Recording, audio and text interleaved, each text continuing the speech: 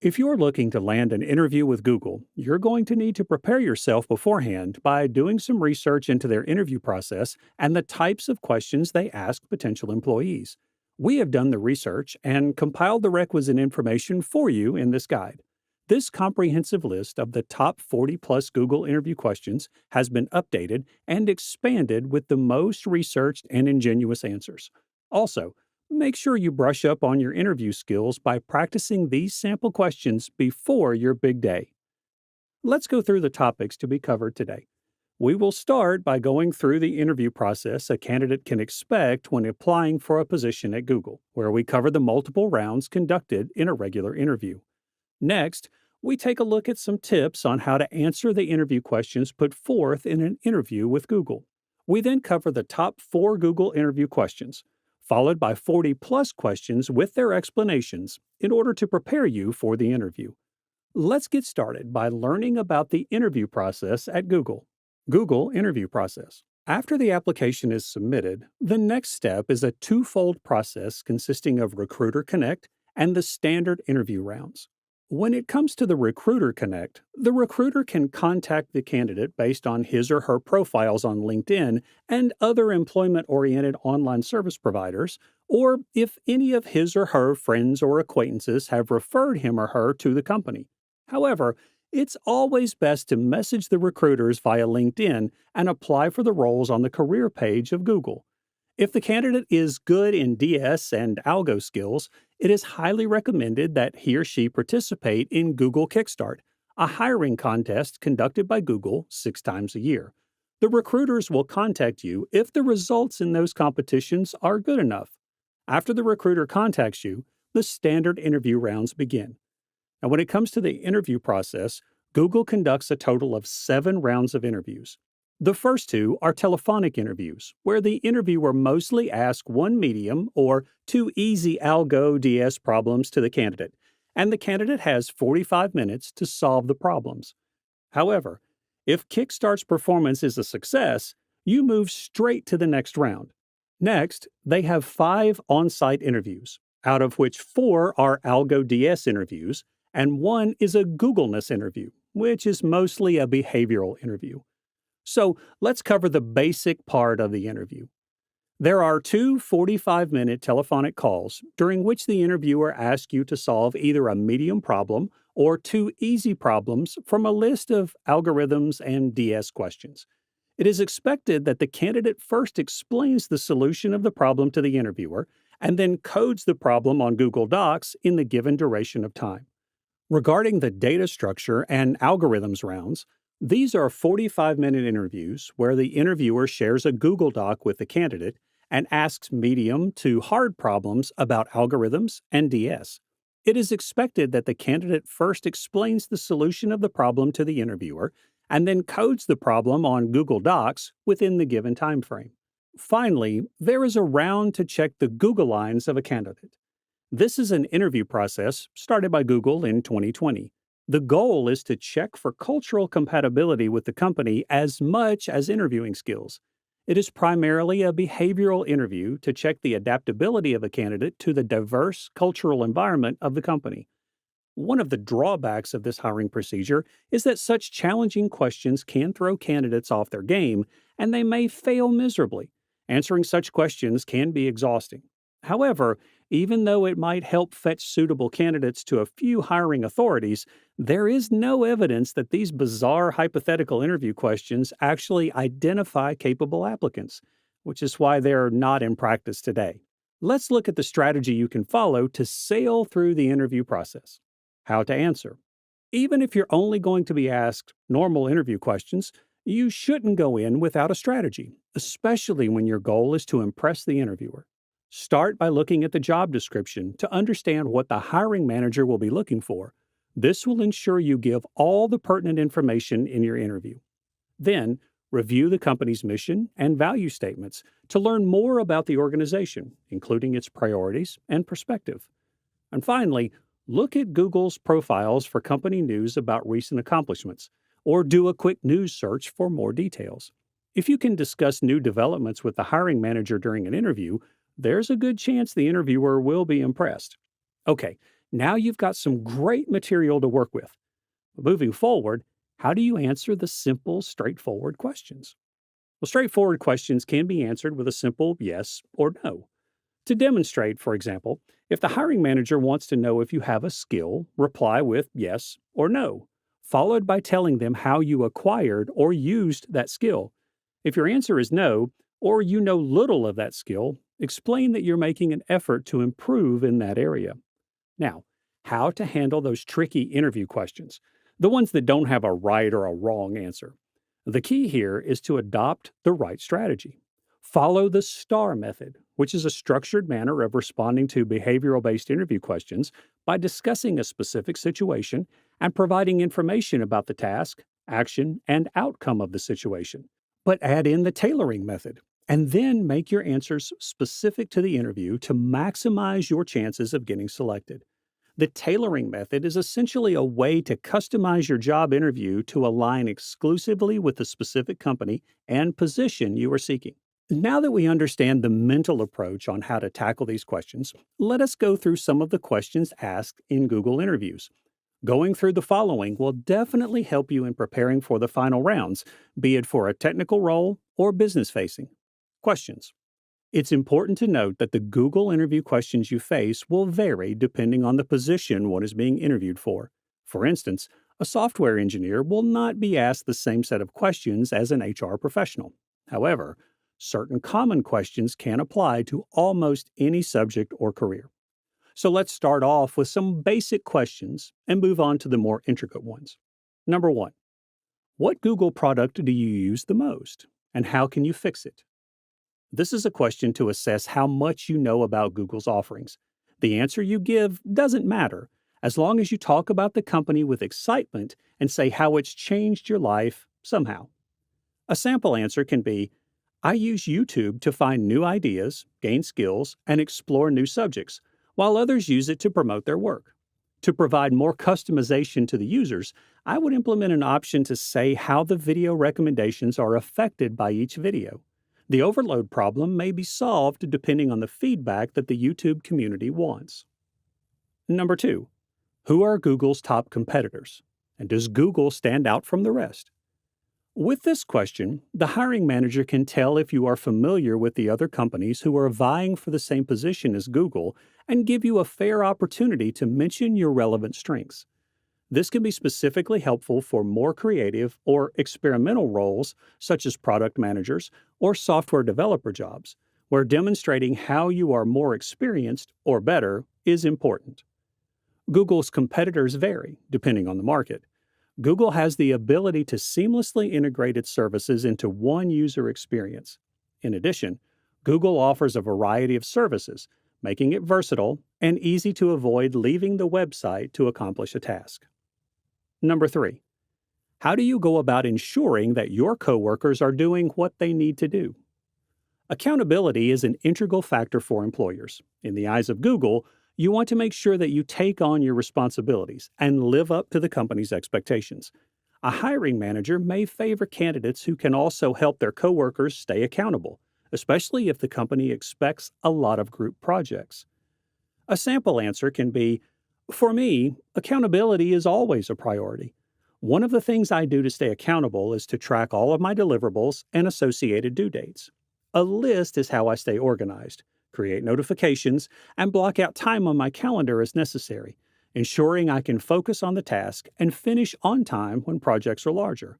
I also employ the use of mini milestones, which helps me explore the step-by-step process and plan more effectively. Working with my coworkers, I find that keeping in touch is often helpful. Now, this can be in the form of scheduling team meetings to discuss our progress or bouncing ideas back and forth. Additionally, I try to contact them periodically to check if they need anything or offer assistance if they appear to be falling behind. Number four, have you ever done something professionally, risked a lot, and failed? What was it? What made you take the risk, and what did you take away from it? Google seems to love innovation, and with innovation comes risks. So when Google finds a creative person, It is appreciative and respectful of the courage to do something no one else would. There should be something to help that next effort succeed in future endeavors. Now let's go over some other important questions that you may face when applying for a job at Google. More interview questions. Number 5. What drew you to Google in the first place? The presence of free food and the ability to bring your pet to the Googleplex isn't what you want to do here, although it is a very important factor to some. Instead, discuss how your skills mesh with what Google is looking for, what the company offers, and the specific job you're applying for. Now, this is your chance to show that you are the right person for the job and understand the company. Google always releases new devices and apps. Your skill as an app developer could be of assistance to this group. Tell them that you would like to get together with the team and discuss how you can be of help. Number 6. What is your knowledge of Google's history? Headquartered in Mountain View, California, Google LLC, formerly Google Incorporated, from 1998 to 2017, is an American company that develops, produces, and distributes software in diverse technological domains. With more than 70% of worldwide online search requests being handled by Google, it is essential to most Internet users' experience. At first, Google just focused on its search function, but now it offers a multitude of products such as email, document creation software, and more. However, 2012's acquisition of Motorola Mobility enabled it to sell its own hardware as well. Google's wide range of products, size, and influence on the high-tech market makes it one of the 4 largest companies alongside Apple, IBM, and Microsoft. Yet, its search tool is its core product that drives its success. Google earned all of its revenue in 2016 from advertisements based on people's search requests. Number 7. In your opinion, should people have to use their legal names when setting up a Gmail account? Although it is required by Google, you don't need to use your real name or the Google username of your choice to complete this profile. You can put your nickname, make sure it sounds authentic like a first name, and you should be all set. Number 8. What changes do you think digital marketing will undergo in the next 5 years? It is difficult to predict how digital marketing will change in the next 5 years, but it will most likely be more integrated into our daily lives. Digital marketing is already widespread in most countries, and it's not going anywhere anytime soon. With the popularity of smartphones and other mobile devices, users are spending a large percentage of their time online and on mobile apps instead of watching TV or reading magazines like they used to. As such, advertisers are quickly adapting to the way people consume information on the go. Number 9. How would you explain this Google product to a young person, say a 4-year-old? This is a complicated test that can seem impossible when you are not well prepared. Chances are the interviewer will ask you questions about Google products connected to the job you are applying for, so focus on those. Know how the product works, what it does, and whether you understand it well enough. If you understand it well enough, you should be able to rephrase it enough so a 4-year-old can understand. Well, do you know how we pay the cashier at the grocery store for our food? Well, it's easier than ever to use my phone to pay the cashier with Google Pay. My bank account is directly connected to the purchase, so I don't have to worry about leaving my card behind. Number 10. What do you think of Google charging for their productivity apps? Do you agree or disagree? A sample answer can be, I disagree with Google charging for their productivity apps. By charging for these apps, it will be difficult for them to get a large user base, as not everyone is willing to pay for software. Many users use these apps every day as part of their jobs and don't want to pay money for them. By charging these fees, they may see a decrease in their users, or they may even lose potential customers due to high prices. Number 11. Share a detail about yourself that you haven't put on your resume. Hiring managers often use interview questions like these to see how quickly you think on your feet and to get a sense of your personality. Be ready to describe something unique about yourself that isn't listed on your resume or in any other documents you've provided. Avoid getting flustered and struggling for words, but also be careful not to oversell yourself or give off a false impression. For example, If you say you can juggle flaming bowling pins while riding a unicycle, hiring managers might want to know why that skill is relevant to their business. And here's a hint: it probably isn't. Number 12. Can you give me an example of a time when you and your manager were at odds? How did you two finally come to an agreement? A sample answer can be: I once disagreed with my boss about a decision that would have cost the company a lot of money. It was about how we were going to handle our Facebook advertising, and I suggested a solution that saved the company about $1,000. I wrote up a document with my plan and emailed it to him, asking if we could discuss in person. He loved the idea, so we went with it, and it ended up working out wonderfully. Number 13. What does multi-threaded programming mean? A multi-threaded program is an executable program with multiple execution threads, each running on its own processor. Sometimes there could be multiple threads running simultaneously on multiple processor cores. Number 14. Could you briefly explain AdWords to someone who's unfamiliar with the product and online advertising? Google Ads is an online advertising platform used by companies to promote their products and services on Google Search, YouTube, and other sites. With Google Ads, companies can also specify what kind of traffic they want the ads to generate. With a Google Ads account, advertisers can customize their budgets and targeting and start or stop their ads at any time. This question tests whether you can articulate a complicated business issue and solve someone's problem. It's not about how much you know, but how well you can communicate it to someone else. Number 15. If you were told to create an initiative to increase Gmail's user base, what would you do? If you were in charge of marketing Gmail, how would you go about getting more people to start using it? Well, this type of question is designed to see if you can formulate a strategy on your feet. Show them that you can brainstorm and execute strategies. Give an example of a time when you increased your team's sales numbers or user base by X% through a particular initiative.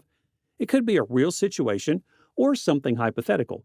Just make sure it's relevant. Number 16. Describe a time when you faced a technical problem. How did you fix it? A sample answer can be: working in my current position, I often get to call customers on the phone and fill orders through the company system. However, on one particular day, the system went down, and there were more than 100 callers waiting to place their orders. Initially, it was difficult, but then I realized that there were a number of things I could do to help with the problem. I contacted our customers and reassured them that we were doing everything in our power to assist them. I spoke to as many customers as I could so they were on top of the priority list and their wait time would be shorter. I also stayed sincere and helpful and told them the truth. Our system was down momentarily. I have always enjoyed telling our customers the truth about their service when it hasn't been perfect, and I love taking the initiative to get to the bottom of messy situations when my managers have left me in charge. I am very eager to tell your customers about your wonderful product should there be a time when your system is temporarily inaccessible. Number 17. Let me know 3 non-Google sites that you'd like to visit. What do you like about them? Google has developed a reputation for asking brain teasers that don't actually provide much insight into candidates. And no, your answers shouldn't mention Turing machines or anything like that. Still, Google is interested in knowing how you think. Remember to describe your reasons and back them up with examples from your experience and knowledge. Your answer might be straightforward. For instance, you can say you like CNN because you always know what's going on in the world, and you love sites like Facebook because it lets you connect with friends. Whatever you choose, make sure to stick with it. Google will ask follow-up questions about why you said what you said. Number 18. How do cookies move along through the HTTP protocol? A cookie is transmitted as part of an HTTP protocol via a header field. Cookie lifecycle. The first time a browser connects with a particular server, there are no cookies. The server creates a unique identifier and returns a set cookie header in the response that contains the identifier. Number 19. What is the function of congestion control in TCP protocol? To prevent congestion or mitigate congestion after it has occurred, the TCP protocol incorporates congestion control mechanisms. In contrast to the sliding window used in the flow control mechanism, TCP uses the congestion window maintained by the sender. Number 20. If an advertiser doesn't see the benefit of AdWords due to poor conversions, how would you convince them to stay on board? If conversion rates are low, I'd first try to work out why. Usually, the client's website is the problem in cases like this. My approach to this is pretty straightforward. I can either sell them a new website or improve their existing one. On the other hand, I can make a landing page with a tool like Unbounce to see if we get any leads or make sales. It only really works for lead generation, not e-commerce. You can test if your conversion tracking is actually working and make sure you're tracking every conversion you can: contact forms, sales, phone conversions, etc. Sometimes a client may not see any benefit, even though conversions are happening, as they're not being tracked. You need to show them how successful your AdWords campaigns are. In other words, AdWords is only an issue when it is related to converting views. Present them with numbers such as time on site, the number of pages visited, and bounce rate. But do it with an idea of what the problem is and how to fix it. Let the client know that you spotted a potential problem and gave them a potential solution, even if it's just a test. Number 21. Pick an app on your phone's home screen. What do you like about it? What do you dislike about it? I would like to share my opinion on my app iFitness, which has a home screen. I like that it is simple and easy to use while having multiple features, but there are many things I dislike about it, such as having to pay every month even if you do not use all of its features. The app is also very complex and takes up a lot of memory on my phone, making it longer for my phone to boot up. Number 22. What steps could YouTube take to improve its business model? YouTube is currently a free platform for users and makes money primarily through advertisements. YouTube could possibly create paid accounts for users who wish to avoid ads. Another option would be to offer users pay-per-view videos and exclusive content only available with a subscription. Number 23. Describe a time when you were faced with adversity. How did you overcome it? A sample answer can be, my former employer put me through an Excel training course that I flunked. It was too challenging. I soon realized I shouldn't have started with an advanced level course. I brought up this issue with my boss, and we both came to the conclusion that I wasn't quite ready for advanced level coursework. I am not a skilled user, but I have used computers a lot. To solve the problem, I studied online for a few weeks and then took up the course again when I was better prepared. This approach was much more successful, as I not only managed to complete it, I secured 92%. Number 24. Could you explain why the Google homepage is mostly blank? In the wake of annoying pop-ups and advertisements, the Google founders have made it simple for the users, which ultimately led to a better interface. Number 25. In layman's terms, how would you explain the balance sheet to someone who isn't familiar with accounting principles? A balance sheet is a simple, one-page financial statement showing what you own and what you owe. They're simple to create and comprehend. On one side, it lists what your business owns, while the other side lists how much debt you owe as well as how much of the company you own. The info on a balance sheet will give you, your lenders, and your investors a brief overview of your company's current fiscal health. That is, when you need to take your company's temperature, a balance sheet is your thermometer. Number 26. How would you assure a hesitant client that making the move to a cloud solution is the right thing to do? You'd want to understand what specifically about a cloud solution is causing them to be hesitant. You'd also want to gain an understanding of how it would impact their operations, as well as any potential security or compliance concerns. Most importantly, you'd want to establish a clear course of action that will help your client make peace with moving forward with a cloud solution and ensure that they fully understand how and why such a move will benefit them in the long term. Number 27. What is Google's largest concern right now? For a while now, Microsoft has been Google's biggest threat. It has had a tough time making gains in the PC market, but is still firmly entrenched in the office space. Industries that Google is aggressively trying to compete in include technology, business, gaming, and the cloud. If Microsoft's phones can be significantly upgraded, they may have the ability to outperform Google in various areas. To note, Google's greatest competitor in advertising at this point is Facebook, while Microsoft is their main competitor in search with a spot at the number 2 position with significant gains.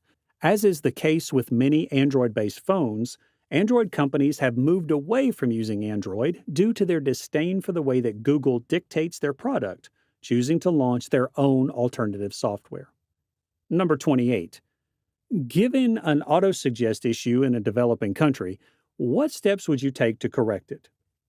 A few steps in resolving an autosuggest issue for searches in a developing country would include: number 1, identify keywords that are being searched frequently in your country and then test those out for feasibility as suggested search terms by watching live autosuggest results, testing out potential abbreviations, and etc. Number 2, try to find similar countries or regions where you can test it first before launching it on a larger scale. Number 29, tell me about an area where you believe Google is underinvested. If you work for Google, it's a pretty safe bet that they are already investing heavily in social media. But even if you don't, your job is to be able to pinpoint areas where Google is underinvested and potentially could use some extra help. For example, if you believe Facebook has been expanding into YouTube territory by producing engaging videos and therefore has a potentially lucrative revenue stream at its fingertips, then explain why. Number 30. Tell me about an area where you think Google is overinvested. Just as the question before, your answer should follow the same formula. Replace underinvested with overinvested. Number 31. Share a time when a project had expanded beyond what was originally anticipated. This is an open-ended question that you should handle carefully. While it is good to be honest, you don't want to come across as arrogant by saying something like your project was so important that they couldn't ignore it. Instead, you should simply say something like it was clear early on that we had far more work than we had initially anticipated. The key thing to remember is that there are always unexpected issues in any given project. When faced with a situation where there is more work than anticipated, your response will help determine whether or not you are viewed as someone who can take charge of a situation and ensure things get done, or if you're someone who cannot effectively manage time and resources. A good answer would acknowledge their concern while also reassuring them that even though there were challenges, everything worked out in the end. Number 32. What can I discover about your personality by checking your browser history? Some of these questions may seem odd or irrelevant, but remember that interviewers are trying to get a sense of your personality. Many candidates have failed not because they couldn't answer questions about technology and data structures, but because they lack social skills, that is, being a team player. While there isn't really any right answer for these questions, it helps to be personable and show your human side through examples that you come up with off the cuff. For example, if asked if you open your browser history, what will they learn about your personality? One answer could be that you spend a lot of time on Facebook. You like connecting with friends and family. But if they look at your LinkedIn profile instead, they might see that your interests revolve around artificial intelligence. When you were younger, you wanted to work at IBM Research. Number 33. Share a story with me about when you had to handle confusing circumstances. All of us have to handle confusing circumstances at work. It's important to remember that you don't have to come up with a solution on your own in such situations. Instead, you can seek help from colleagues and mentors. If you have an opportunity to work at Google or other huge technology companies, then it's very important to prepare such questions beforehand. Number 34. Let me ask you something. What do you enjoy doing outside of work? The idea behind this type of interview is to have a more conversational style. One way interviewers can get a sense of who you are and what matters most to you is by asking you about something in your life that isn't related to work. You may discuss what matters to you the most in life. You may speak about your family, nonprofit, or favorite sports team. Share with others not just what you like, but also why it matters to you. Why does it matter to you? Do you mind if I ask why you care so much? I'm curious how it has influenced your career. If you had no fear of failure, what would be your dream job?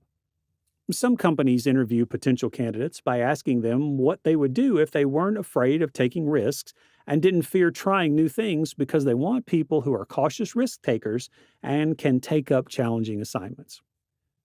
Number 35. Tell me a time when you had to sell or propose a solution to an engineering or stakeholder team. A sample answer can be I had a code base that I inherited from another developer. It was unmaintainable because it was a confusing mess of spaghetti code. Many developers were afraid to change it. I put together a presentation and shared my plan for refactoring it with my team, and then made changes using pair programming so we could all learn something new together. Afterward, we worked through bugs collectively, passing fixes back and forth until our process became smoother and more efficient. Number 36. What's the maximum number of golf balls that can fit in a school bus? School buses are enormous vehicles, often reaching lengths of about 40 feet. The average school bus can hold about 56 students. But how many golf balls could fit in a school bus? In 1994, one person calculated that approximately 34 million golf balls could fit into a single school bus. And that's not just a guess. He had actually measured it. At least 2 were inside each seat, and another 16 were scattered in every square foot of the floor space as well. Number 37. Between learning and earning, which one do you enjoy more? A sample answer can be I enjoy learning, and I'd rather focus on being more career oriented than money minded, as I feel that that's how you become more qualified at what you do. Knowledge will lead to wisdom and a deeper understanding of what you are doing. Now we will cover some of the questions that you can ask at the end of an interview. Getting clarity regarding the job profile is highly important for your career and prospective decisions moving forward. Number 38. When I first started working for Google, what surprised me was the diversity of its workforce. It's important to be aware that most people there are talented in their own way. When I first joined, I imagined everyone who worked there to be like a typical computer geek. Every one of my coworkers comes from a different background, and I have learned something new from each of them. This welcoming of new ideas is another of your company's core values, which inspires me to consistently challenge myself, improving my skills at work and elsewhere. Number 39. What challenge is Google facing today? And what does this role hope to do to fix this challenge? Google faces a multitude of challenges every day. The company has to ensure that its products and services stay on top of customer trends and ahead of competitors' offerings, or else it risks being irrelevant in today's fast-moving business landscape. Google is always innovating new products and updating old ones to make them more user-friendly. So you should mention one challenge Google faces in this area and how you hope to fix it if hired. Number 40. What does an average day look like for this role? This question is all about making sure you know what you're getting yourself into, so be honest with your interviewer. If a typical day involves any of these things, like working on Saturdays or traveling several times a month, say so. That way, you won't have any later unforeseen surprises. Number 41. What does success mean to you in relation to this job? By asking this question, they want to see if your definition of success matches that of the potential employer. Don't try to hide your answer and expect them to give you a different one. There are many different ideas of what success means, so the important thing is that you're honest with yourself about what makes you successful and write that down. Number 42. On average, what do the most successful people in this position share in common? Most successful people in this position share not only a willingness to learn and put in the effort, but also have a great enthusiasm for their position and their areas of expertise. Those are the type of questions that you can come up with when applying for Google. With several resumes shared with Target Corp daily, it might be difficult, but not impossible, to make yourself stand out among other candidates. Hence, to increase your chances of getting the dream job at Target Corporation, we have come up with target interview questions and answers to help you clear all the rounds of interviews at Target Corp with flying colors. Now, before we begin, if you love watching tech videos, subscribe to our channel and hit the bell icon to never miss an update. In this session, you will learn about Target Corporation, the roles and responsibilities offered by Target, and the interview process for software professionals. Next, you will come across the technical questions and top Target Corporation interview questions and answers. Further, you will learn how to prepare yourself for a Target interview and what questions you can ask at the end of the interview. Before we head to Target interview questions, let's understand the brand in a better way. What is Target Corporation? Target Corporation is a general merchandise store that believes in expect more, pay less. It was established in 1962 and is headquartered in Minneapolis, Minnesota. Mr. Brian Cornell was appointed as the CEO of Target in 2014 and continues to serve as the chairman cum CEO of Target Corporation. Target has won the hearts of U.S. people by setting up stores nearly 10 miles away from approximately 75% of the U.S. population. As of 2020, they have achieved $93.6 billion in total revenue.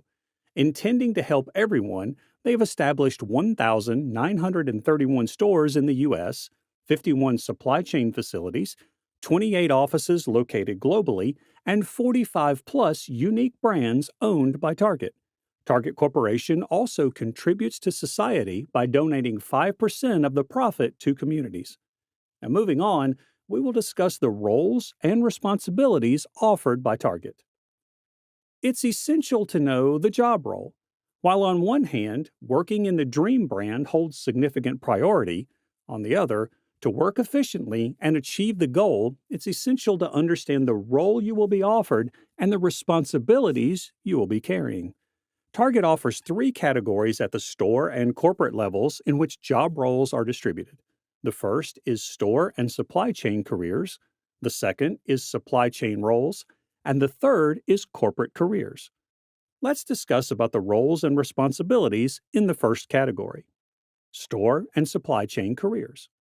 Nothing matters more than treating your customers right when they visit the store. Hence, at Target, every role is essential to serve every customer with 100% hard work and facilities. At the store level, you can explore executive and leadership roles like specialty sales. The person persuades customers by working as a visual merchandiser and simultaneously making the store look attractive. Service and engagement. If you like to talk to people, this one's for you. Help greet the customers and get to know them better. If you choose this role, you need to build excellent customer relationships. And the next is general merchandise and food sales. If you love numbers, choose this department. Ensure that the stock in every store is available in sufficient quantity and accurately priced. Support roles. Create a healthy and comfortable environment for your colleagues by working in this role. Ensure that everything is intact and your employees are served enough benefits to stay motivated and focused on their careers. And then we have roles and responsibilities in supply chain roles.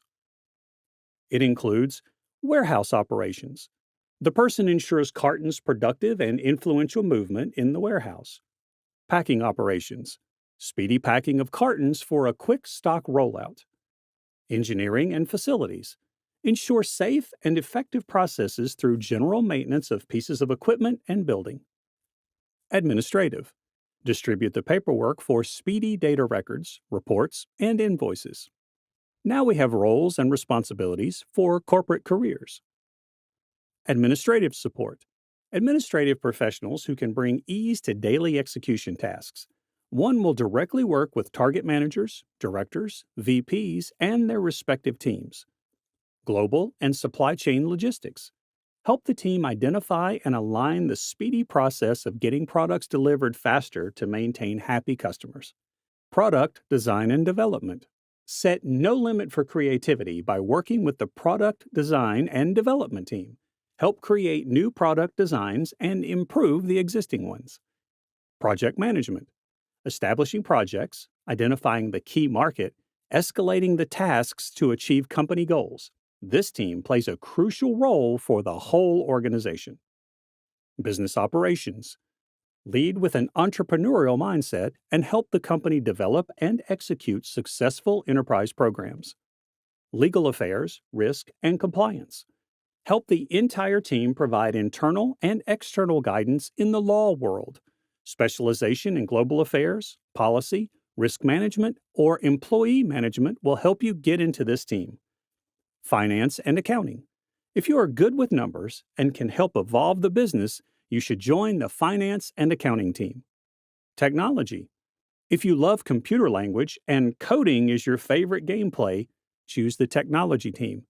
You would be required to establish new website codes, protect internal data, and coordinate with other groups. Marketing. Bring in innovative marketing strategies to help grow the business. Help the brand expand its presence. Let's start with the target interview process for software professionals. Now that you have clarity of which department you want to head for, let's dive into detail about some technical questions that might arise as per your chosen department. The technology department is the most challenging. Let's cater to it first. If you are planning to apply for a software professional position at Target, here are certain things that you need to keep in mind. Step 1. Head to their website and search for the jobs available in the market for software professionals. Step 2. Check out the roles and responsibilities. If you qualify and are eligible, you can proceed to apply for the job. Step 3. Share relevant details and your updated resume. Step 4. You might receive a confirmation mail that you have been shortlisted for further rounds. A telephone interview might be taken as well. Step 5. After you clear the telephonic interview, the first introductory interview will be held with the team head and HR. Step 6. If you clear the first round, the team will share an assignment to better understand your work and skills. Step 7. The final round will consist of a technical interview and discussions about your salary expectations, roles, and responsibilities. Step 8. After clearing all the rounds, you will receive a confirmation mail along with the company's terms and conditions. Technical questions. Heading for a software role will require you to answer specific technical questions. Here are some of the questions that have been asked in the past, which will help you prepare better for the target interview process. With the understanding of the process, let's move to the mostly asked technical questions. What do you do to keep up to date with latest technologies? Attend industry conferences and tech events. Conferences are a great opportunity to see innovative technology specific to your industry. You can also check out technology-focused events and apply what you have learned to your industry. Tech news. TED Talks. Share ideas with your peers. Prioritize learning. How do you make sure your code works? Indentation. Comments. Consistent name scheme. Avoid writing long code lines. Organize your program into smaller files. How does your code make its way to production? Copy current code from prod to test libraries. Develop, program, and test in test environment. Submit paperwork for code QI. Submit paperwork to move code from test libraries to QA libraries. After 2 to 4 weeks of testing, new code would be moved into production libraries. Do you use any tools that scan your code for defects or vulnerabilities? Components, such as libraries, frameworks, and other software modules, almost always run with full privileges. If a vulnerable component is exploited, such an attack can facilitate serious data loss or server takeover. Applications using components with known vulnerabilities may undermine application defenses and enable a range of possible attacks and impacts. Different open source and commercial tools have emerged over the years to tackle this problem. Node Security Project, or NSP. The NSP is known for its work on Node.js modules and NPM dependencies.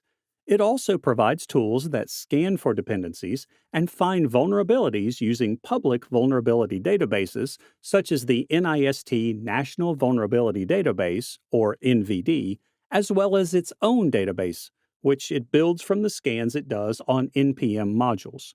Retire.js. Retire.js is an open source, JavaScript specific dependency checker.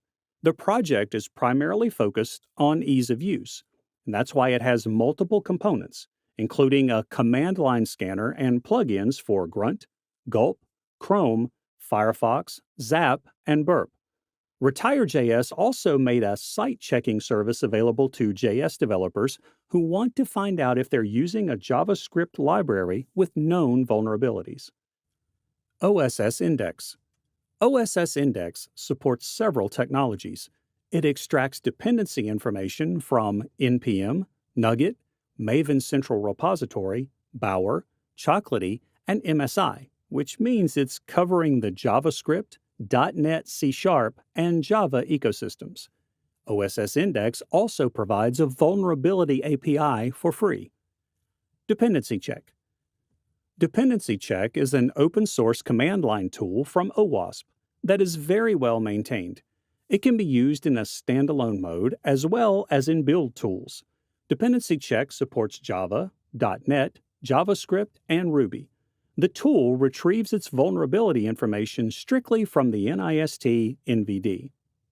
How would you set up a warehouse, shipping, or tracking solution architecture to ensure the product is restocked at the correct stores? An order management system is a platform that tracks sales, orders, inventory, and fulfillment.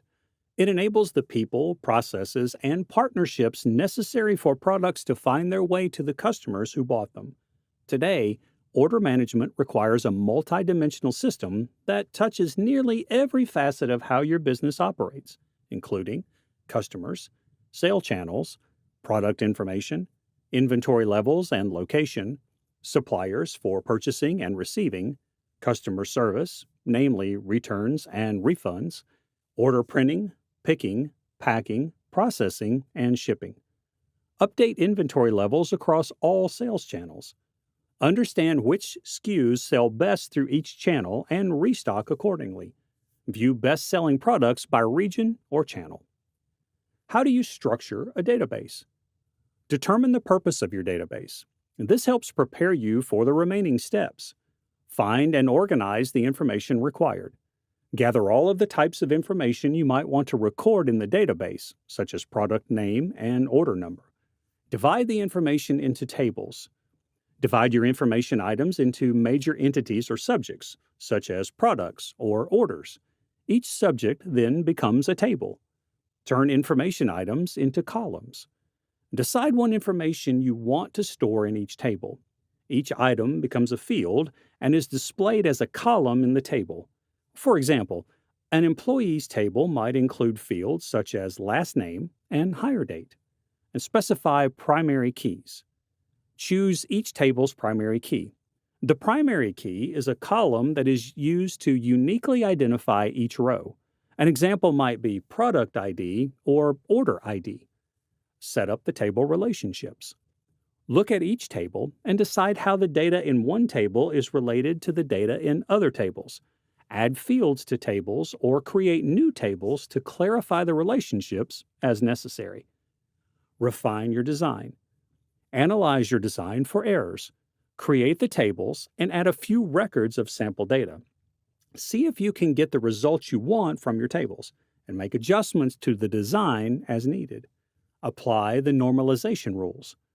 Apply the data normalization rules to see if your tables are structured correctly and make adjustments to the table as needed. How would you build an online shopping cart?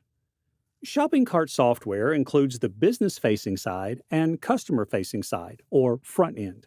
The front end is composed of the online store that your customers use to browse products, whereas back end or business-facing includes the dashboard or the control panel. These both allow your customers to purchase products online from your website. Below is the list of features offered by an advanced shopping cart. Products page information like customer reviews and ratings.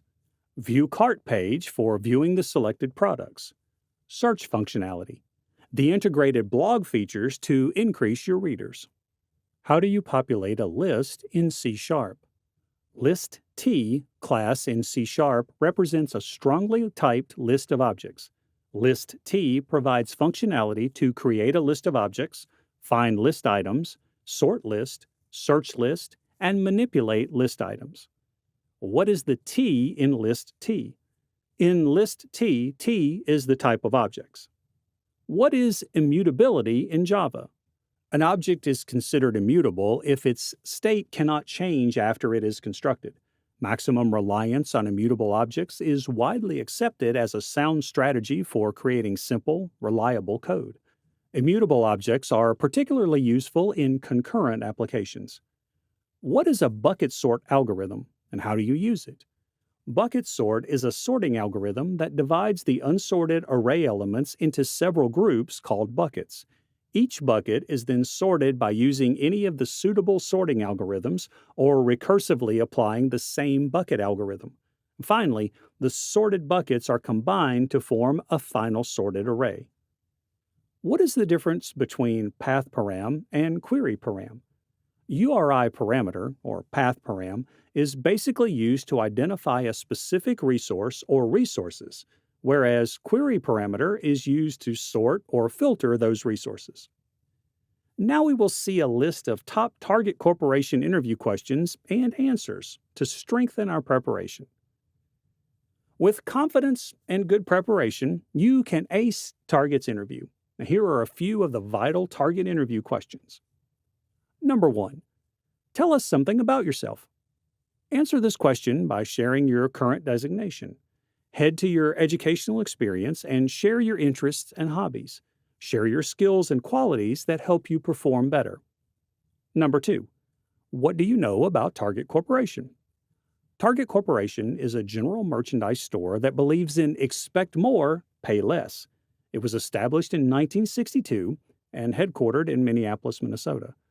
Brian Cornell is the CEO of Target since 2014 and has won the hearts of U.S. people and have set stores nearly 10 miles away from approximately 75% of the U.S. population. As of 2020, they have achieved $93.6 billion in total revenue. Intending to help everyone, they have established 1,931 stores in the U.S., 51 supply chain facilities, 28 offices located globally, and 45-plus unique brands owned by Target. Target also contributes to society by donating 5% of the profit to communities. Number 3. Why do you want to work at Target? Share what inspires you to be a part of Target. Highlight their excellent service and mention that you would like to contribute. And don't forget to share your future goals and how Target can help you achieve them. Number 4. What are some challenges that you face in your current job, and how do you deal with the same? Tell them about your daily roles and responsibilities. Share how you schedule your daily tasks and mention 1 to 2 challenges you might face and the solution you have opted for. Number 5. Why should we hire you? It's essential to prove that you're the most relevant candidate for this job. Hence, go through the job description thoroughly and the skill sets required. Share how you acquired those skills and have implemented them in your current job role. Since you want to learn and grow, you consider Target the perfect fit for the same. Number 6. Where do you see yourself in 5 years? Consider this as a question you would ask yourself and answer the same. You might see yourself in a managerial position in the next 5 years. Hence, you must highlight that. Number 7. What's your biggest motivation at the workplace? This question is essential for an interviewer as it helps them identify that one core reason which drives you to come to work daily. Avoid saying things like money or appraisal. Mention qualitative things like learning new skills or facing new challenges and contributing in a better way to the company's growth. Number 8. Why do you want to work at Target? No one will hire a candidate who isn't aware of the reason behind working at a company. Hence, you need to answer these questions confidently. You may share how Target has grown in these many years and would like to learn in a growing company where you can sharpen your existing skills and acquire new ones. Number 9. Tell us when you chose to go above and beyond your role and responsibilities. This question will help them identify whether a candidate is capable of multitasking and facing new challenges without hindering current tasks. Be it a small event or a major one, keep a situation in mind and share how your contribution has helped solve a problem or improve the work. Number 10, share any one mistake that you have made on a job, and how did you deal with the same? Human error is standard. It can be done in a starting or a managerial role as well. The main challenge is how someone deals with it. Highlight the problem that you might have faced.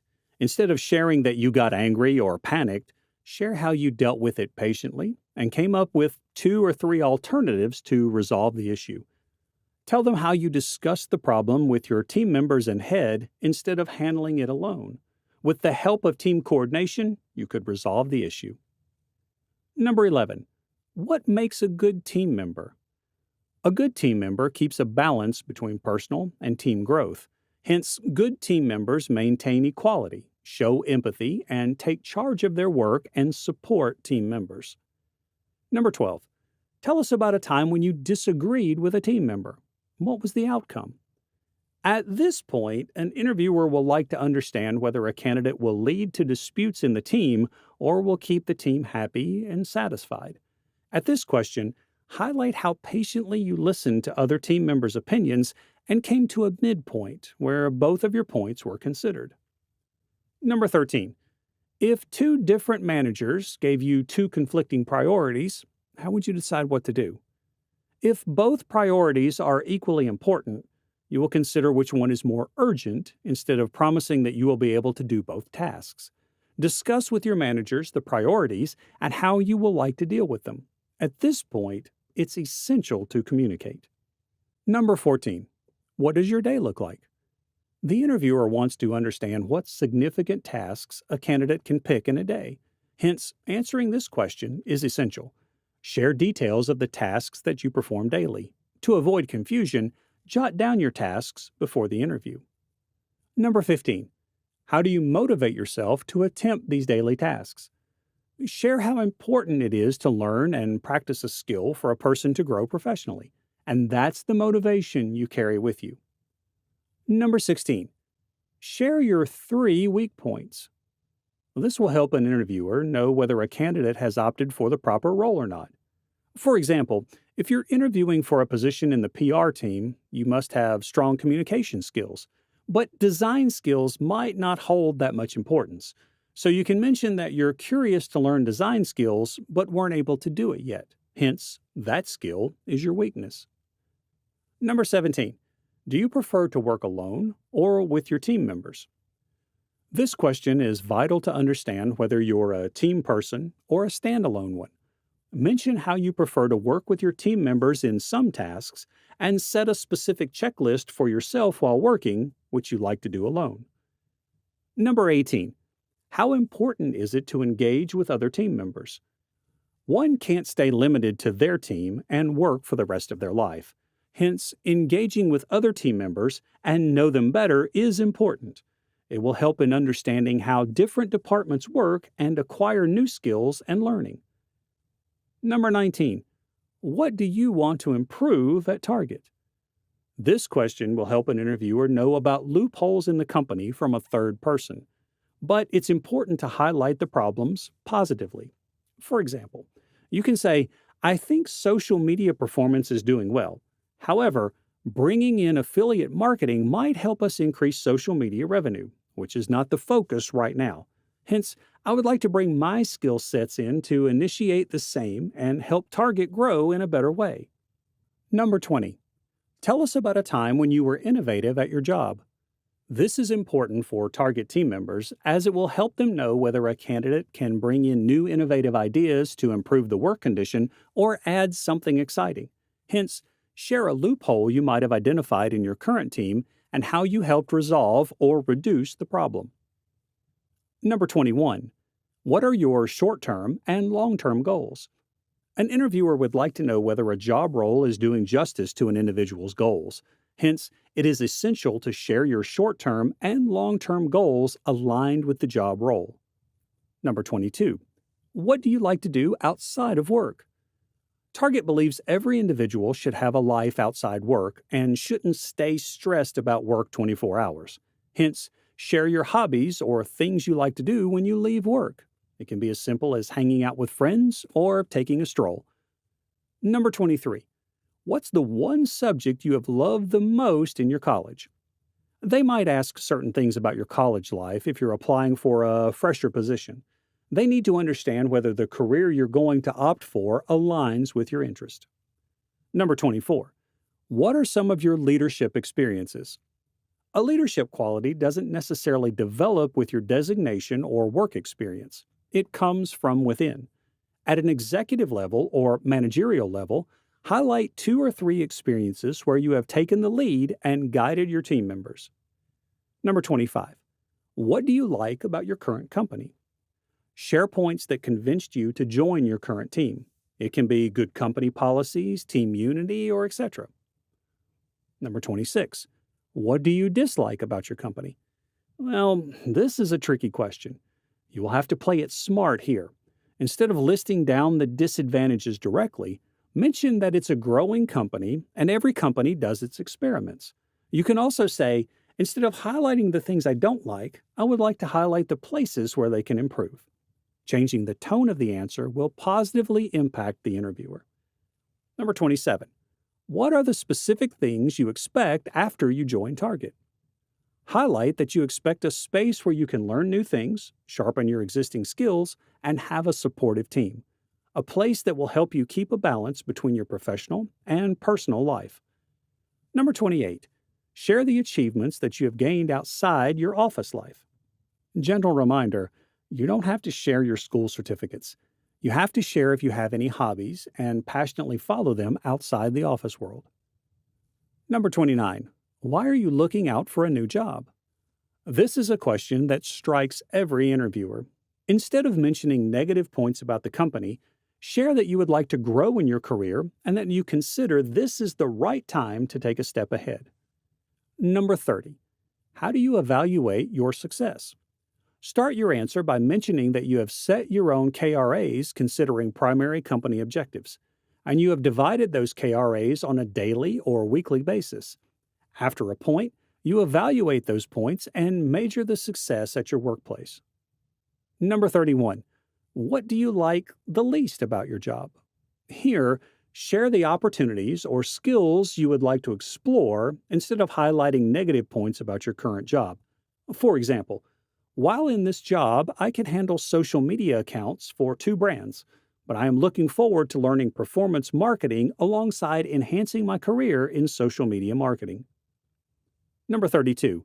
What type of work environment do you prefer? Understanding the work environment that the candidate is comfortable working in will help an interviewer understand if she or he is the right fit. Prefer highlighting that you like to work in an environment where everyone works together, helps each other achieve targets, and a place where one can learn and upgrade skills. Number 33. How do you want to improve yourself in the coming years?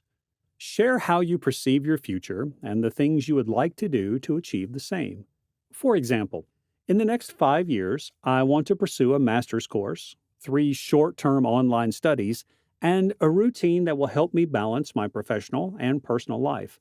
To achieve this, I would like to start small with basic research in master's courses, observe my daily habits, and try to change them little by little. Number 34. What do you think of your previous boss? Answer this question from a perspective of how much you were able to learn. Remember, they don't want to understand your boss as an individual, but from your perspective. For example, with the help of my boss, I was able to achieve these many tasks. She or he has helped me step out of my comfort zone and acquire new skills. I believe she or he is a helpful and hardworking person. Number 35. What 3 character traits would your friends use to describe you? You can start your answer by saying, my friends have always considered me a person who will stand by them no matter what. If I have to be precise, I would like to deduce it into 3 words: helpful, supportive, and honest. Number 36. What will you miss the most about your last organization? Your answer can be as simple as missing your teammates who ended up becoming your friends, or your boss who has always been supportive. Number 37. Do you read anything? And if yes, what are you reading currently? If you have mentioned reading as your hobby, this question might come up. Always be honest about this question, as you never know if the interviewer is reading the same magazine or book, and the whole interview can turn into a discussion about the same. Number 38. Who inspires you the most? Your answer can be as simple as your parents, your friends, or a celebrity. But make sure to justify your answer by mentioning that person's unique traits and how you want to head to the same path. Number 39. What techniques or tools do you use to keep yourself organized? They need to understand whether candidates can organize their daily tasks effectively or not. You can mention that you take notes of your daily tasks every morning and start working on them individually. You can also highlight certain apps that you use to organize your tasks. For example, Trello, Calendly, etc.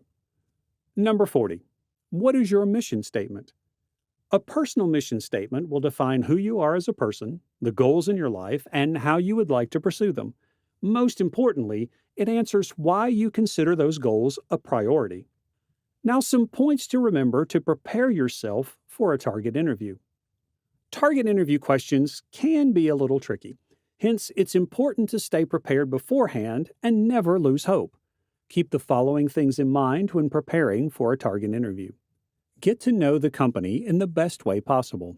Read articles and case studies related to Target. An interviewer should feel confident and convinced while asking questions related to the brand. It will help them understand how eager a candidate is to work for this brand. Keep your professional goals clear. Target prefers to hire those candidates who have set goals for their future. Hence, keep your current plans aligned. Be confident. We all get nervous during an interview, but it's important to share answers with confidence and avoid fumbling. If preferred, you can also take a pause, frame your answer, and share it. Formal attire. Your attire plays a significant role in presenting yourself. How you dress for an interview gives potential employees their first impression of how you present yourself professionally. If you don't dress appropriately for an interview, you give the impression that you lack respect for yourself and those you are meeting with. So don't forget to put on a formal dress for your target interview. Documents. Before heading to the interview, keep your documents ready. Carry your resume, educational certificates, previous company experience certificates, and other necessary documents. It is also essential that you carry photocopies of everything. In conclusion, interviewing at Target might feel like a difficult challenge, but remember, no task is impossible. At Target, all they are looking for is confident people who have clear goals and contribute efficiently to help grow this brand. Hence, make sure your checklist includes all these points. Always carry a resume that looks interactive and engaging. Include your qualifications and the courses you have taken. You must also mention the online certification programs and training you may have completed via online modes and platforms. You can easily crack any interview with the right qualification and the necessary skill set. Meta is a social media giant and tech powerhouse. It is estimated that 2.6 billion people use the platform, far more than any other social networking site. It's a dream company for many graduates to work in. Millions of people use the platform daily, which makes their employees' work incredibly impactful. You can be a part of this too. You just need to drive in the right gear and reach the stop. Practicing Meta interview questions will help you land your dream job at Meta. Many developers look to grab this opportunity of working with a 52,000-strong workforce. Since the competition is fierce, you'll have to prepare everything for the interview. From how to answer questions to what are the answers to the questions. Go through the comprehensive Meta interview questions and the step-by-step preparation guide. Before we begin, if you love watching tech videos, subscribe to our channel and hit the bell icon to never miss an update. So in this session, you'll learn about Meta, its interview process, and the top Meta coding interview questions. Next, you will come across the technical questions. Finally, you'll learn about some tips for Meta interview preparation, and at the ending, we have FAQs. Before we head to interview questions, Let's go through the Meta establishments. So, Meta is one of the top social networking sites globally, created by Mark Zuckerberg in 2004. It's an American online social media site owned by Meta Platforms, which believes in delivering change, community building, and better growth. It ranked fourth in global internet usage in 2020, with around 2.8 billion monthly active users. In 2010, Meta became the most downloaded mobile app. Many well renowned computer experts aim to get a job at Meta because the latter takes the matter of employment benefits and perks seriously. That makes people think about how their lives will be as software developers if they get a job in Meta and get the opportunity to learn, prosper, and build an amazing career for themselves. And here we have a simple question for you guys. When was Facebook launched? 2006, 2004, 2003, or 2002? Answer in the comments section, and we will update the correct answer in the pinned comment. Now, let's go through the key stats about Meta. Meta has raised more than $5 billion to support the causes they care about. They have inaugurated more than 1 billion stores worldwide. They have more than 200 million connected businesses who use their services. And they run a platform where more than 100 billion messages are sent every day. Let's understand the Meta interview process. Connect with HR. The candidate's profile or resume should directly connect with HR. Further rounds take place once the candidate passes the HR round. Interview rounds. Meta conducts technical, behavioral, and situational interview rounds for various job positions. There are 7 rounds. The first 2 are conducted over the phone, and the rest are taken on site. Candidates get to interact with other employees in these rounds to learn more about the company's culture. Post-interview process. The interviewers judge the candidate based on their resume and the interview conducted. Another round may be conducted to discuss the final call with the candidate. Results. If the candidate successfully creates his first impression and is selected, the offer letter is sent to him by the recruiter. With the understanding of the interview process, let's go through the interview rounds. Interview rounds. Phone screening. HR conducts 2 telephonic interviews. The initial call is to decide whether the candidate is the right fit or not by asking them behavioral questions. And the second is the technical phone interview, where the candidate is supposed to answer DS algo-oriented questions. Coding or technical rounds. There can be 4 to 5 coding and technical rounds. Each interview round can last from 30 to 45 minutes. The freshers are asked fewer questions than the experienced ones to judge their skills and abilities. Another question for you guys. Which of the listed platforms is acquired by Meta Platforms? Snapchat, Instagram, TikTok, or LinkedIn? Answer in the comments section, and we'll update the correct answer in the pinned comment. Now, be ready to get started with the coding questions. Number 1. You're given a set of random numbers. Write a code to shift all the zeros to the left. So let's see the approach to solve the question. Create an array, ARR, and store the numbers in it. Now, traverse the given array, ARR, from right to left. And while traversing, maintain count of non-zero elements in the array. Let the count be count equals 0. And for every non-zero element, ARRI, put the element at ARR in minus count and increment count. After complete transversal, all non-zero elements have already been shifted to the right, and in minus count is set as the index of first 0. Now, all we need to do is run a loop which makes all elements 0 from count till end of the array. Number 2, write a code to merge overlapping intervals. Now, let's see the approach to solve this question. Here's the explanation. Given intervals 1, 3, 2, 4, 6, 8, 9, 10. We have only 2 overlapping intervals here, 1, 3, and 2, 4. Therefore, we will merge these 2 and return 1, 4, 6, 8, 9, 10. A simple approach is to start from the first interval and compare it with all other intervals for overlapping. If it overlaps with any other interval, then remove the other interval from the list and merge the other into the first interval. Repeat the same steps for the remaining intervals after the first. This approach cannot be implemented in better than big O of n squared time. Number 3, you're given a binary tree. Can you in place convert it into a doubly linked list? Let's see the approach to solve this question. This can be achieved by traversing the tree in the in-order manner, that is, the left child, root, right node. Transverse left subtree and convert it into the doubly linked list by adding nodes to the end of the list. In this way, the leftmost node will become the head of the list. Then convert the right subtree into the doubly linked list. Algorithm. Define a node class which represents a node in the binary tree. It will have three properties: data, left, and right, where the left and right represent two children of a node. Root will represent the root of the binary tree. Head and tail node represent the head and tail of the doubly linked list. Binary tree to DLL will convert the given binary tree to a corresponding doubly linked list. Perform in-order transversal of the binary tree by converting the left subtree first. Number 4. Can you print the given binary's tree nodes level by level?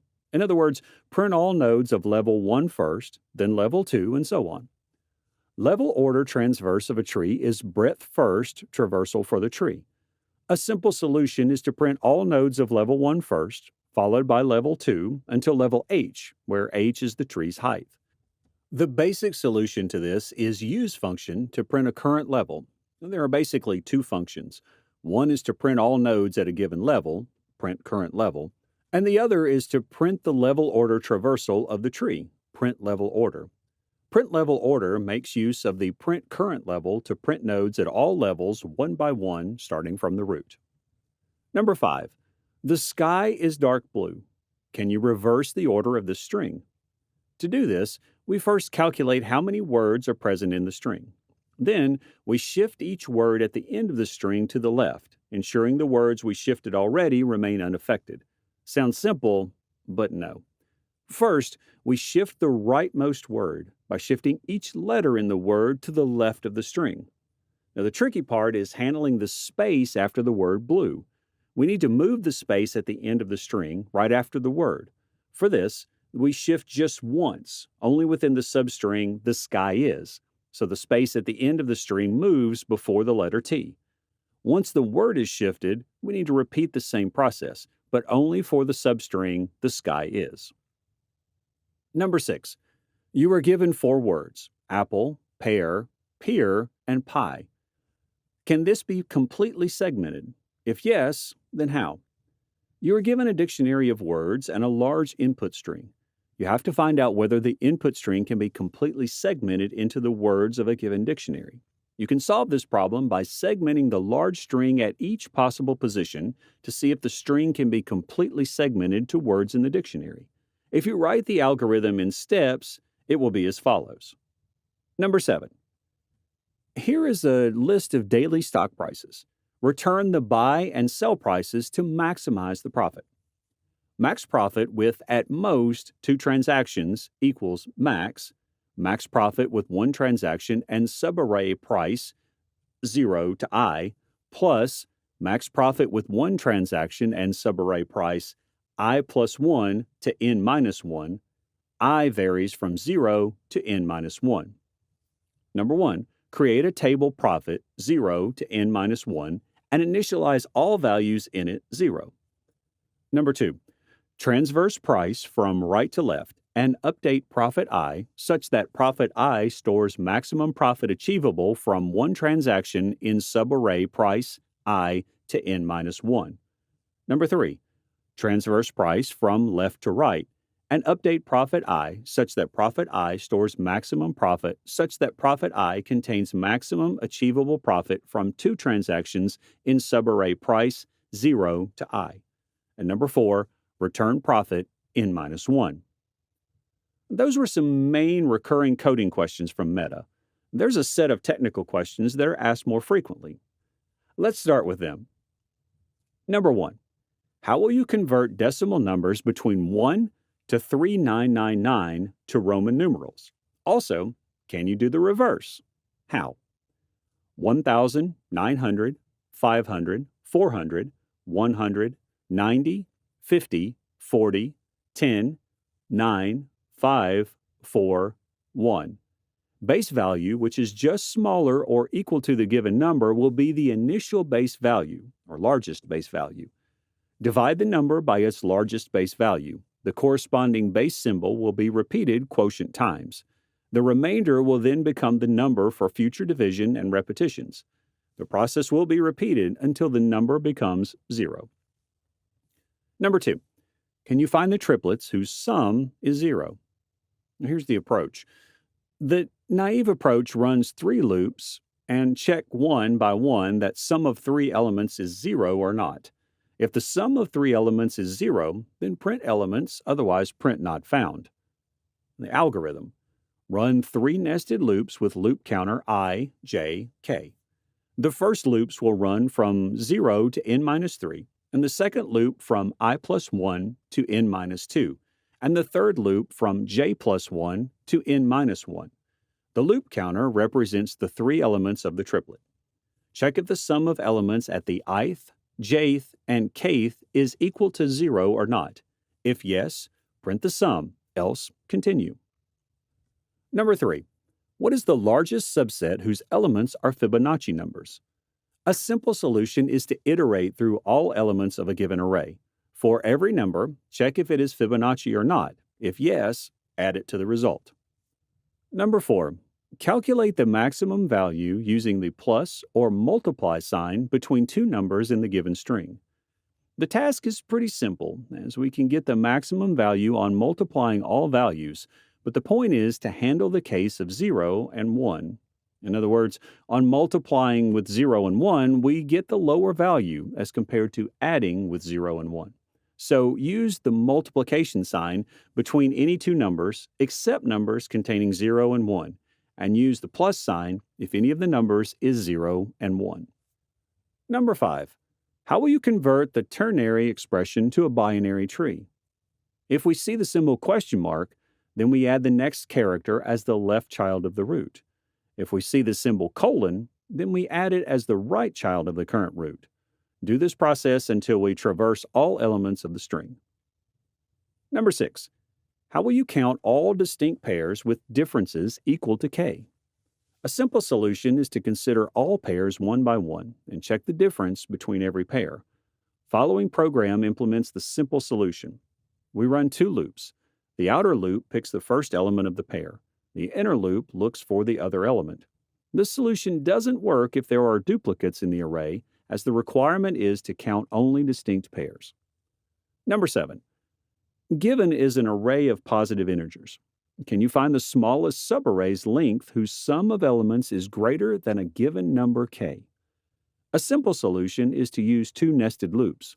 The outer loop picks a starting element, and the inner loop considers all elements on the right side of current start as ending element.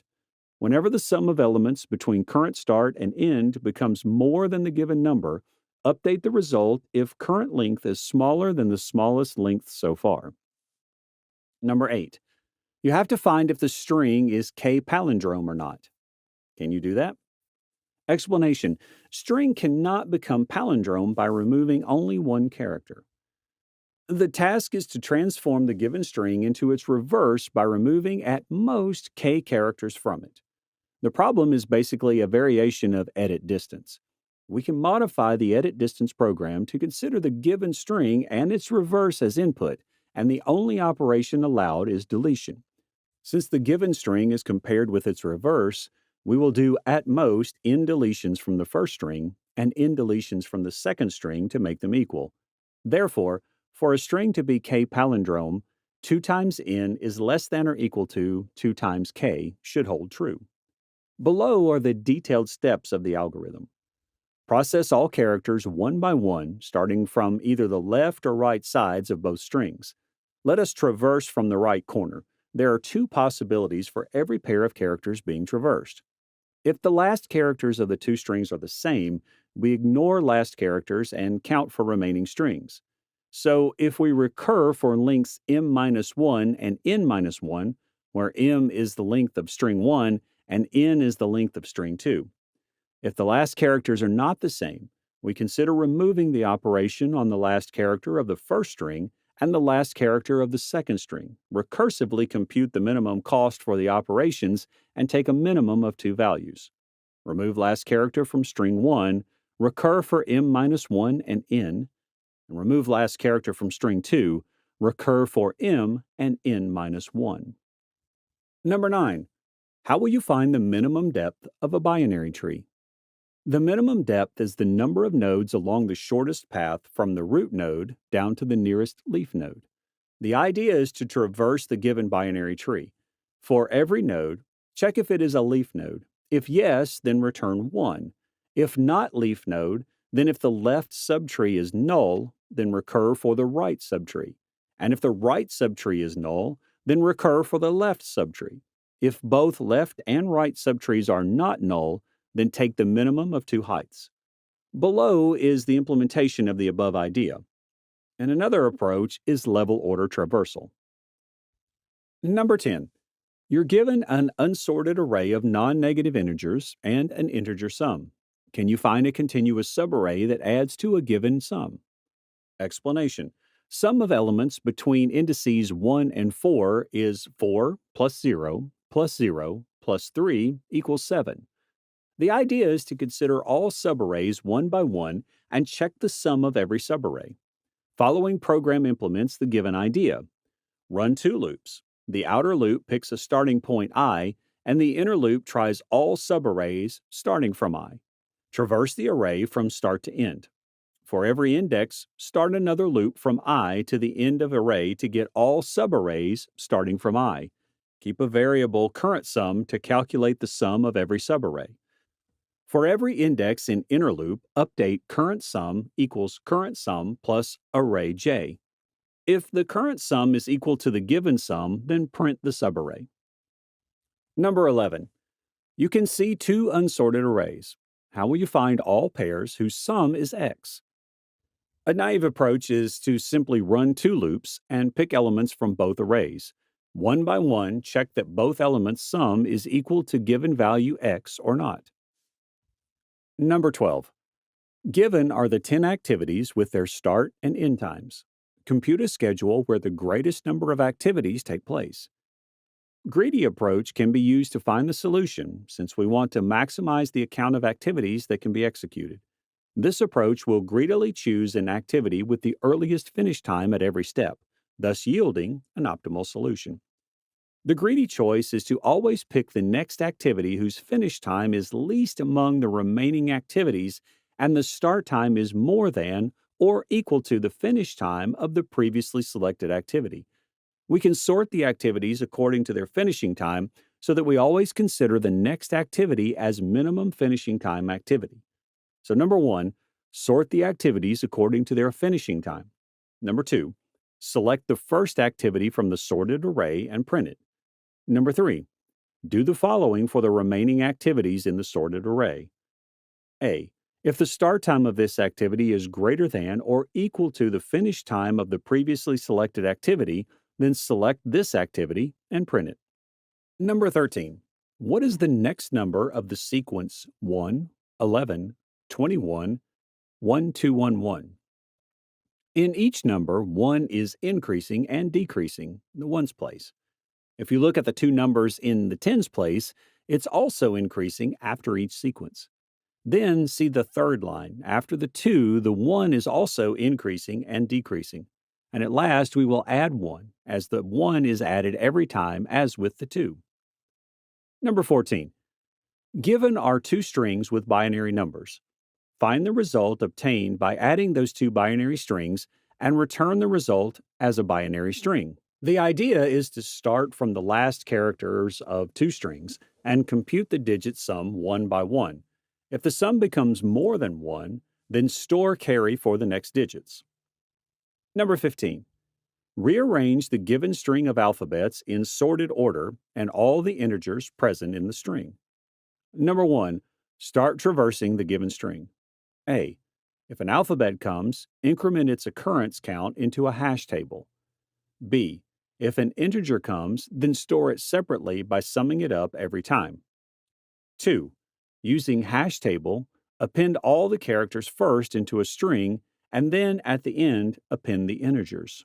Number 3, return the resultant string. Number 16, map the digits of the given positive number corresponding to the alphabet in the mapping table. Also, return the count of the total number of decodings possible. Take suitable assumptions before coding. The possible decodings are ABA, AU, LA. Input the digit sequence. Initialize count equals 0. If the last digit is non-zero, recur for the next remaining n-1 digits and then add the result to the total count. If the last two digits form a valid character, or smaller than 27, recur for the remaining n-2 digits and add the result to total count.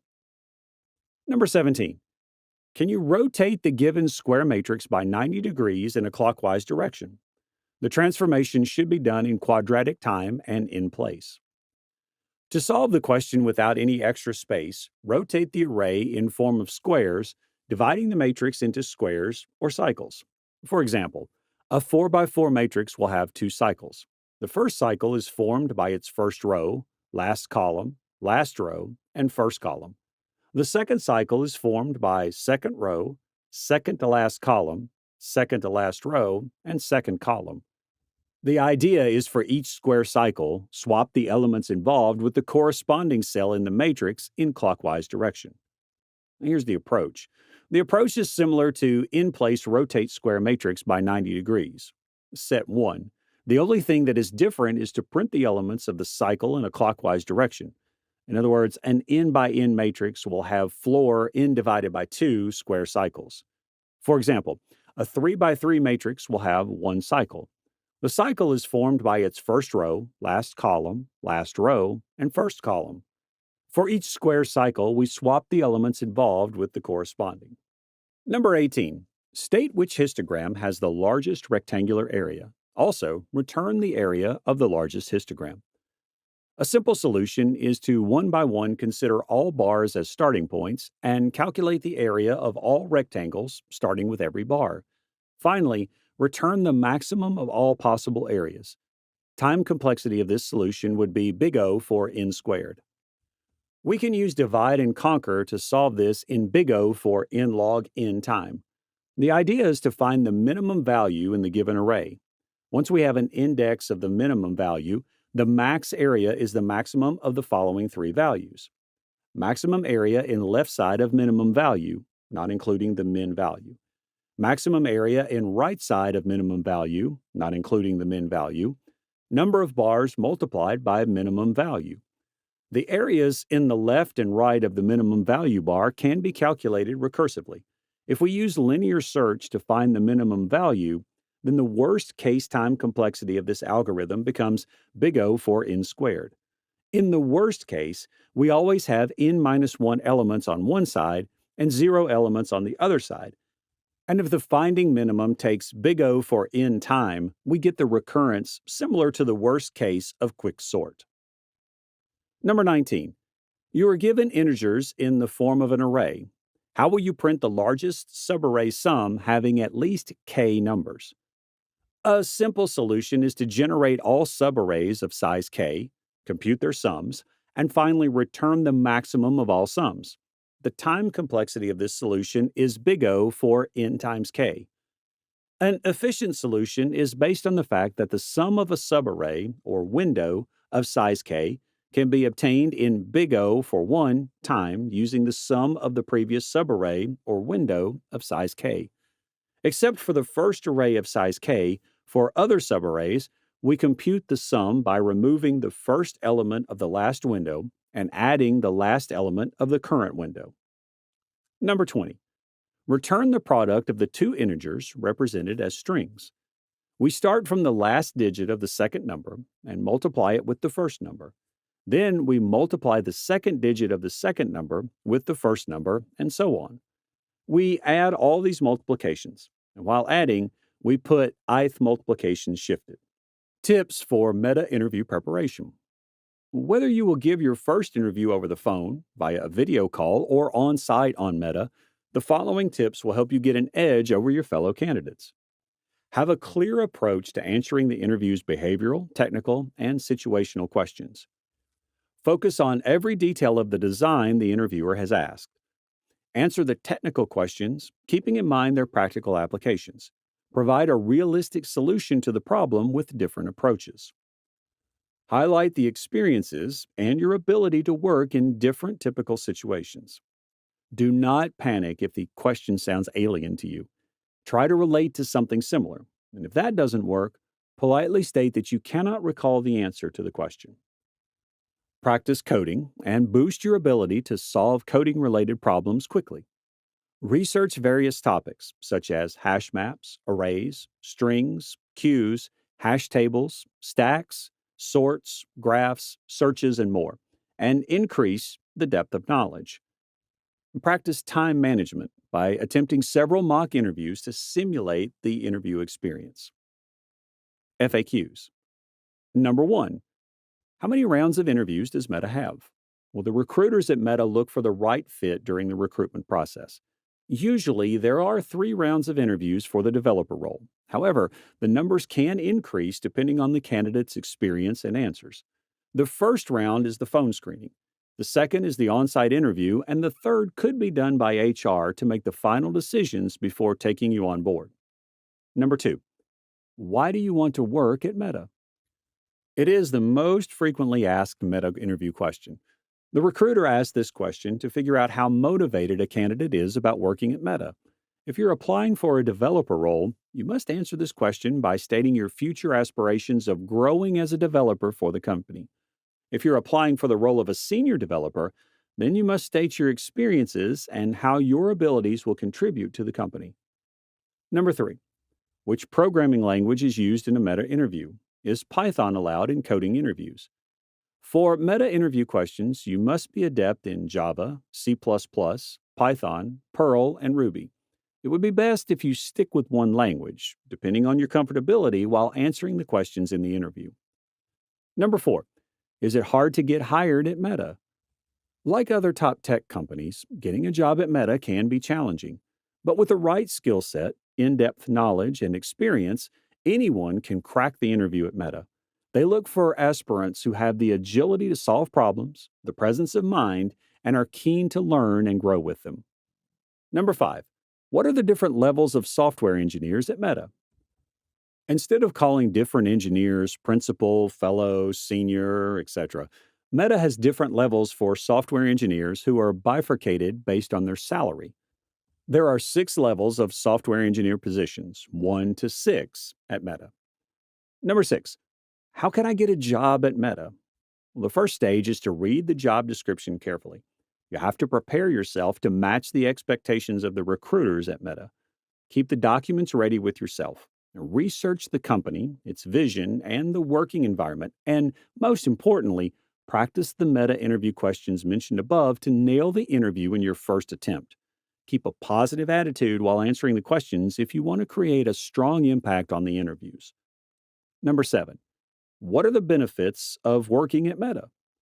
Besides offering lucrative positions to the candidates, Meta provides flexible healthcare spending amounts, mental health coverage, wellness centers, maternity benefits, paid parental leave, cancer care programs, dental benefits, and much more.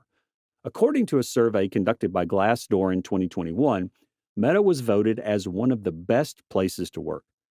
And with that, we have come to the end of this session. I hope it was interesting and informative.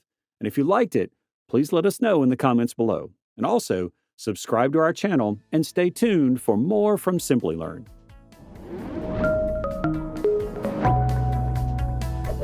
Hi there, if you like this video, subscribe to the Simplilearn YouTube channel and click here to watch similar videos. To nerd up and get certified, click here.